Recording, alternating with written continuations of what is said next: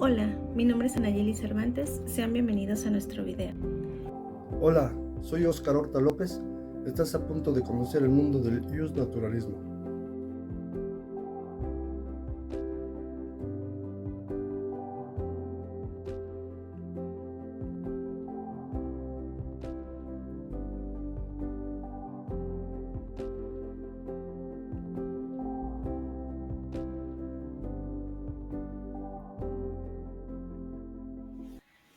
Para entender el justnaturalismo es importante referirnos a su definición y origen. Justnaturalismo deriva del latín jus, que significa derecho, naturalis, que se refiere a la naturaleza, y del sufijo ismo, que significa doctrina. Esta doctrina filosófica supone la existencia de una ley natural o un conjunto de leyes naturales que están por encima del derecho positivo, bajo tres distintas fuentes que son la naturaleza, la fe y la razón. La doctrina supone que existen derechos que son propios del ser humano, sin distinción alguna, y que existieron anteriores a los derechos humanos y naturales establecidos en un orden social, relacionados a su vez con la ética y la moral, es decir, las normas de buenas costumbres y modales que todos debemos cumplir.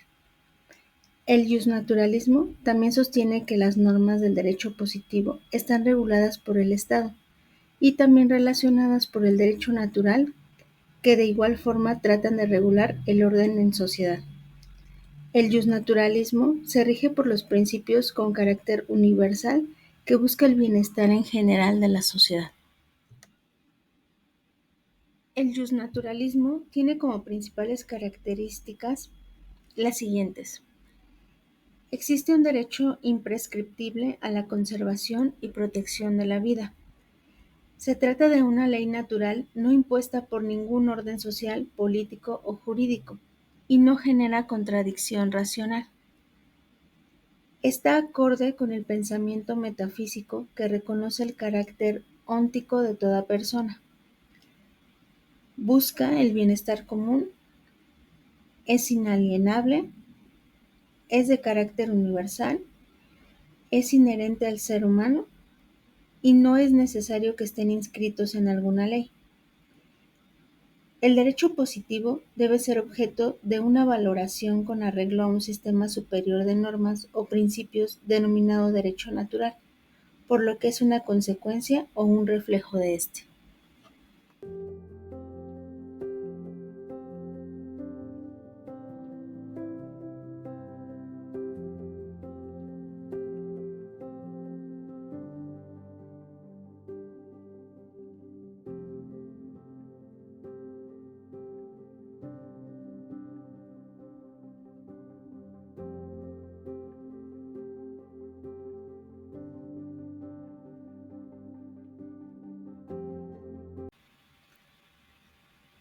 Existen diversos postulados dentro del justnaturalismo, entre ellos el teológico.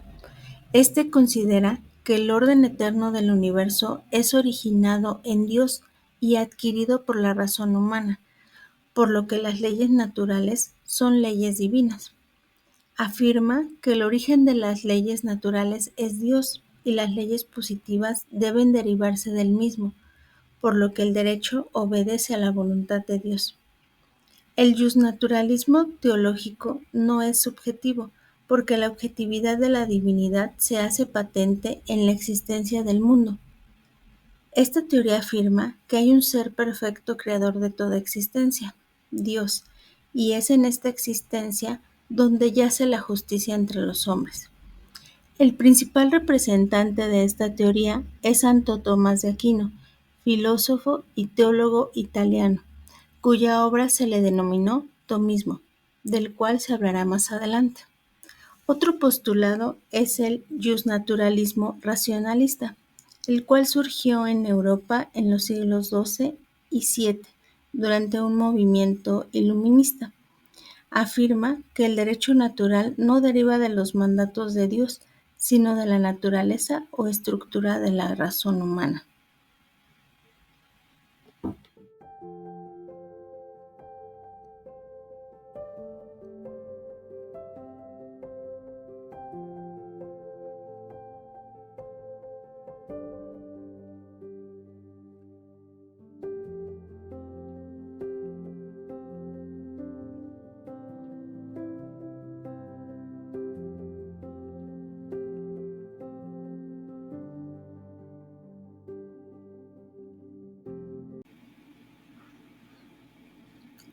Dentro de los principales representantes de esta filosofía se encuentra Santo Tomás de Aquino.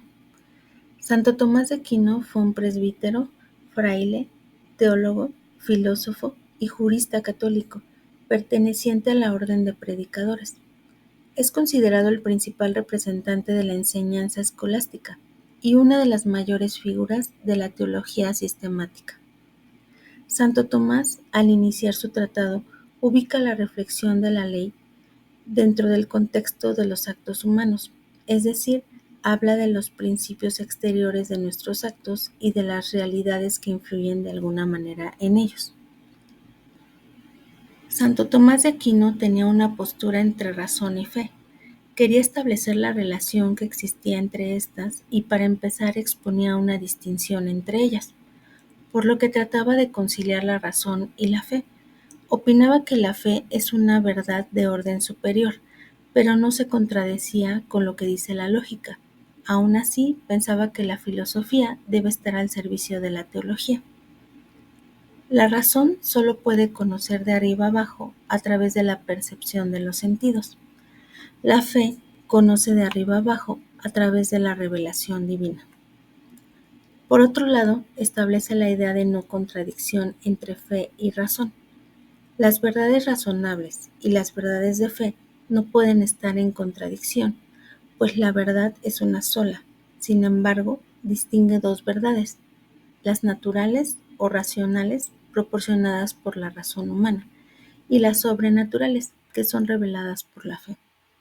Santo Tomás cree que hay ciertas verdades que sobrepasan la capacidad de la razón humana y que solo se alcanzan mediante la fe, pero hay otras que solo se alcanzan con la razón natural, como lo es la existencia de Dios.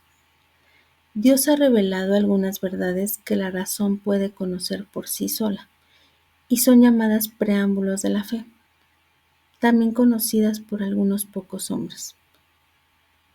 Santo Tomás promulgó que los seres humanos nos regimos por las leyes provenientes de Dios y no las humanas, las cuales ya están en forma inconsciente en nuestras mentes para la conservación del bien. Él publica 4 tipos de leyes. La ley eterna. Esta es la razón divina y es declarada divina, y no puede ser conocida por ningún medio que no sea la revelación por la que Dios la conoce en su integridad. La ley divina es la palabra de Dios dada a través de la Biblia, pues la palabra de Dios a través de las Sagradas Escrituras contiene la forma en que deben conducirse los hombres y completa los principios generales y abstractos del derecho natural. La ley natural es la participación de la ley eterna en la criatura racional que se manifiesta en la conciencia de los hombres por medio de la razón para distinguir el bien del mal. La ley natural no solo juzga el mal, sino también obliga a evitarlo, y es así como es una señal de la voluntad divina que prohíbe el acto malo. Su precepto básico es crear el bien y evitar el mal. Por último, la ley humana. Son las leyes que rigen las relaciones entre los hombres, las cuales serán más perfectas cuando sean guiadas por la razón y la palabra de Dios. Otro de los principales representantes es Baruch Spinoza. Baruch Spinoza fue un filósofo neerlandés que se destacó por plantear la relación entre la razón y las pasiones. Es considerado uno de los grandes racionalistas del siglo XVII. Su obra fue hostigada por el catolicismo y olvidada hasta su redescubrimiento en el siglo XIX. Filósofos posteriores como Hegel lo proclaman como el padre del pensamiento moderno. Spinoza consideraba las pasiones como un tipo de afecto, por lo que eran una idea de la razón. Para Spinoza, la inteligencia humana es parte de la inteligencia divina. Con las ideas adecuadas se conocen indubitablemente el orden y la conexión de las ideas, que son los mismos que las ideas. Está en la naturaleza de la mente contemplar las cosas no como contingentes, sino como necesarias, es decir, independientes del tiempo. Cuanto más capaces seamos de hacer esto, más estrechamente nos identificamos con Dios, o sea, con el mundo. Spinoza considera la ignorancia como la causa de todo mal y al conocimiento como la condición de la acción sabia, puesto que el mal es negativo. Dios o la naturaleza, como una totalidad que no carece de nada, no puede ser malo. Todo sucede de la mejor manera en este posible mundo único. La importancia de las ideas de Spinoza para el movimiento científico del siglo XVII radica en la sugerencia implícita de una explicación determinista para todas las cosas que suceden en el universo. Samuel Pufendorf fue un jurista, filósofo, político, economista e historiador alemán. Fue uno de los tratadistas más importantes en la escuela racionalista de derecho natural alemana. Según el autor, el fundamento de la naturaleza gregaria del hombre, es decir, que nacemos y vivimos como miembros de una agrupación de personas llamada sociedad, era una incapacidad originaria. Esto significa que todo hombre se encuentra en una indigencia primaria y por tanto necesita de la ayuda de los otros para subsistir. En 1960 publicó la primera de sus obras, Elementa Jurisprudentiae Universalis. Posteriormente, en 1672, publica su libro más importante, De Jure Naturae ac Gentium, obra donde plasmó un sistema acabado de derecho racionalista, y en 1673 escribió su De Officio Hominis et Civis, libro en el que pretendió resumir las ideas tolerantes de su obra anterior. Pufendorf construyó todo un sistema de derecho natural, desde la sola razón, Ope Solius Raitonis. La importancia de su pensamiento radica en haber sido un fuerte opositor de la aplicación del método mecanicista, y en particular al derecho cuyo intento importante había sido obra de Thomas Hobbes. Comprendió que los objetos del mundo físico no agotan la riqueza de la realidad, pues junto con ellos existe otra serie de entes que no se rigen por las leyes de los objetos materiales, porque no comparten las características de estos, y como lógica consecuencia no se pueden estudiar a partir del mismo método. Al primer grupo los llamó entes físicos y al segundo grupo, conformado por los valores que perfeccionan al hombre, entes morales. La norma suprema del derecho natural para Pufendorf es mantener y cuidar las relaciones sociales. Todas las acciones que se dirigen a promover este fin son moralmente buenas y forman parte del jus natural, mientras aquellas que debiliten la sociabilidad quedan prohibidas por este mismo derecho. La máxima del derecho natural sirvió para proponer una serie de principios sociales fundamentales. 1. Nadie daña a los demás, tanto en su persona, patrimonio, libertad, como en todos aquellos derechos que obtenga por convenio o le hayan sido otorgados por las instituciones públicas. 2. Todo hombre posee dignidad connatural, por lo tanto tiene que ser tratado y honrado como todos los demás, sin ningún tipo de discriminación. 3. El hecho de que la vida en común compromete a cada uno de los miembros a ayudar a aquellos que lo necesiten. Consecuentemente, no solo existe el deber negativo de no dañar a los demás, sino también la obligación de auxiliar a todo el hombre necesitado. 4. Los pactos jurídicos deben ser cumplidos, pues esto dota de seguridad jurídica a la sociedad y fomenta la paciencia.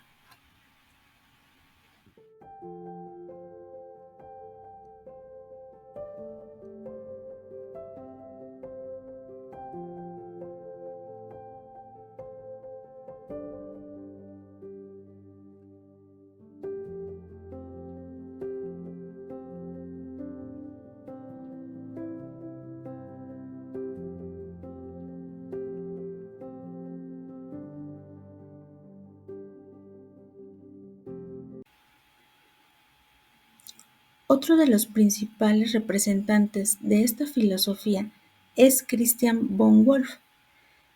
Christian von Wolff, también conocido como Christian Freiherr von Wolff, fue un filósofo alemán que tuvo una destacada influencia en los presupuestos racionalistas de Kant. Estudió filosofía y teología en el Gymnasium Luterano de Magdalena. Las fuertes polémicas entre protestantes y católicos que se habían desatado en Europa desde el siglo XVI lo motivaron a buscar un método riguroso como el de las matemáticas para llegar a conclusiones ciertas en cuestiones teológicas. En 1699 se trasladó a Jena, donde estudió física y matemáticas con el afamado profesor Hamberger y conoció el pensamiento de Descartes.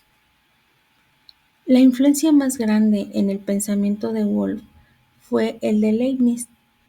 Este había revivido en parte la tradición ética aristotélica tomista, según la cual el hombre posee una naturaleza que tiende a un fin, y ese fin busca su bien propio y su perfección. En los 8 tomos de su libro Jus Naturale, Método Scientifica per Tractata, escrita de 1740 a 1748, intentó la elaboración de un justnaturalismo basado en la premisa.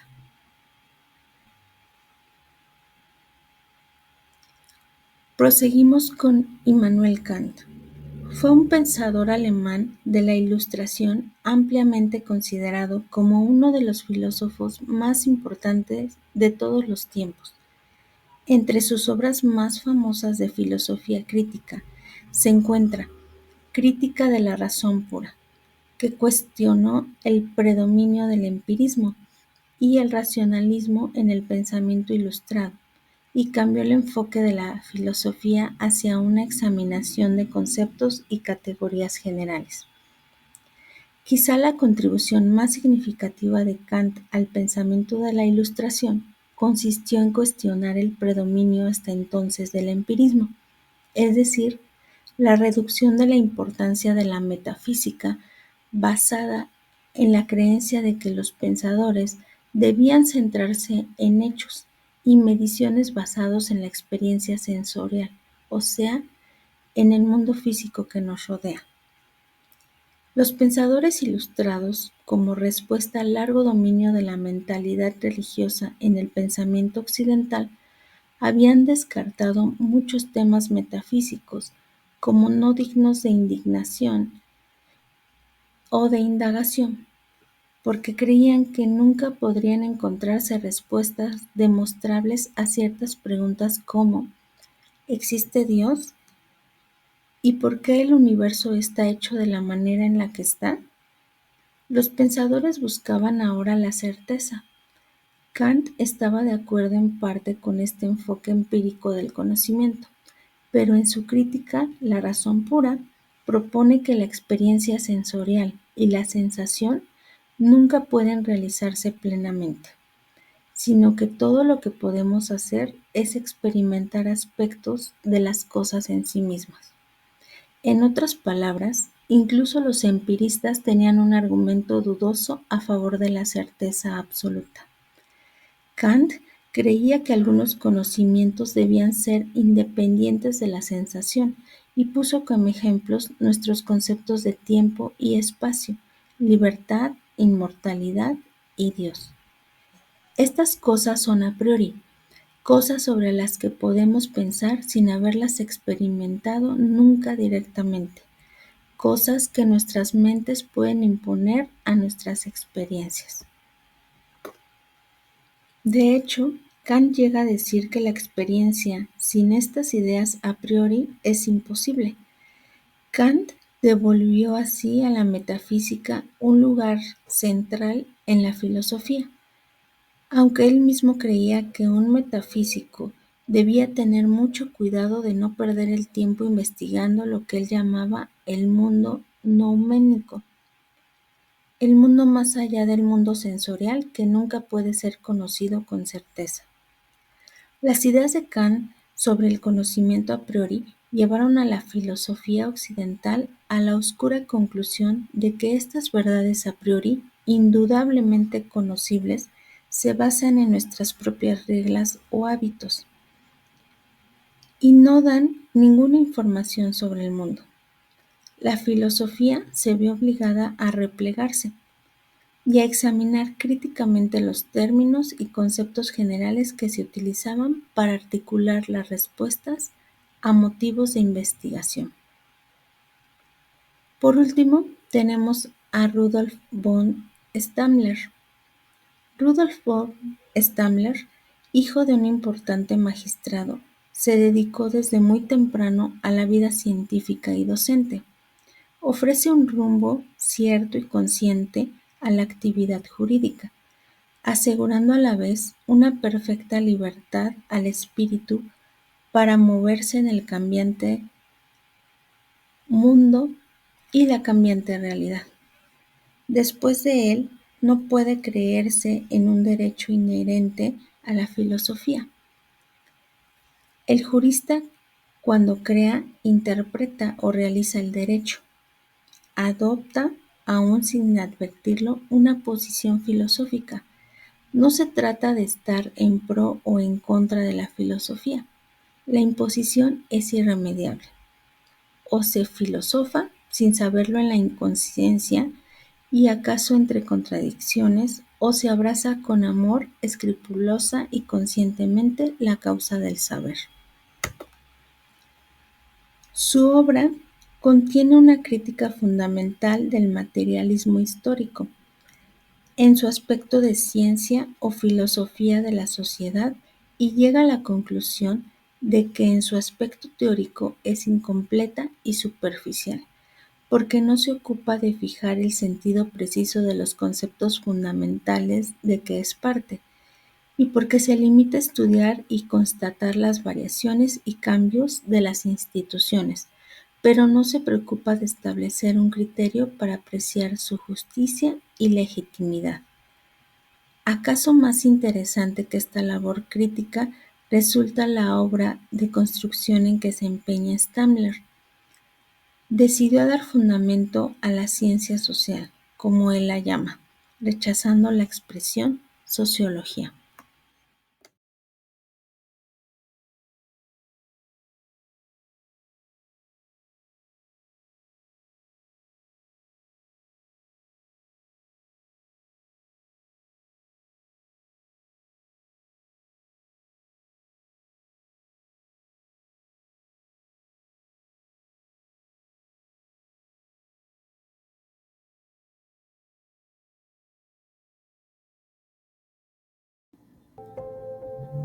Uno de los acontecimientos históricos más trágicos y en los cuales podemos ver aplicada la teoría a un caso actual del justnaturalismo y positivismo jurídico es el de los juicios de Nuremberg. Una vez que acabó la Segunda Guerra Mundial, los aliados, Estados Unidos, Gran Bretaña, Francia y la Unión Soviética realizaron uno de los procesos judiciales sin precedentes, integrado por un tribunal militar internacional para juzgar a los 24 principales militares nazis sobrevivientes que habían realizado y ordenado conductas delictivas durante la Segunda Guerra Mundial, como lo son privaciones ilegales de la libertad, genocidio, experimentos médicos con personas, tortura, violación, homicidio, entre otros.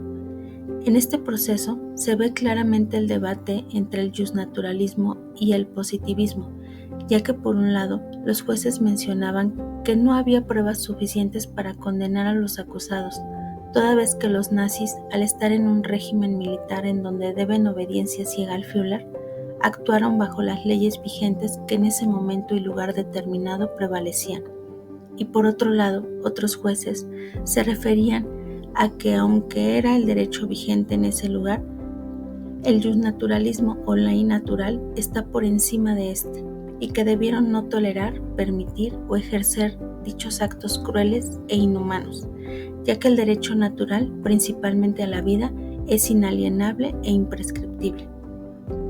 Aunque en ese momento no solamente ese derecho positivo fue aprobado y ejecutado por los nazis, sino también fue aprobado y justificado por otras naciones, las cuales consentían su aplicación. La mayoría de las naciones condenaban los actos realizados por los nazis, hechos que carecían de todo uso de razón, moral y principios, ya que las normas que regían en esos momentos en Alemania eran constitucionalmente formales, pero inconstitucionalmente en su esencia. Otro problema en este juicio es que en el derecho positivo no estaban tipificados los crímenes de guerra, ni de lesa humanidad, es decir, los excesos en la guerra normal, un abuso contra la humanidad. Por lo antes expuesto, los jueces apelaron al derecho natural, el cual también tiene sus límites, ya que se basa en la conciencia que cada uno tenga o que cada país tenga de lo que es correcto o no, llegando así a una conclusión, que los alemanes no cumplían con los requisitos mínimos para la legalidad de sus leyes, porque éstas no tenían la búsqueda de un lugar axiológico justo y solo tenían pretextos para cometer las atrocidades en contra del más débil, violando así las leyes de la naturaleza. Por nuestra parte, agradecemos con cariño a la licenciada Marta Adriana Valtierra y a nuestros compañeros de la asignatura de Metodología Jurídica. Recordemos que las clases pueden ser emocionantes, entretenidas y llenas de retos. Conocemos nuevas personas y logramos adquirir conocimiento y experiencia. Con ello, haz cada día un mundo mejor. Gracias por ver nuestro video.